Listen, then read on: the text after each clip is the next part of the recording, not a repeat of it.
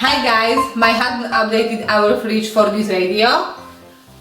At the beginning I thought it is a stupid idea, but eventually I found it very helpful. I catching myself quite often that fridge is not closed.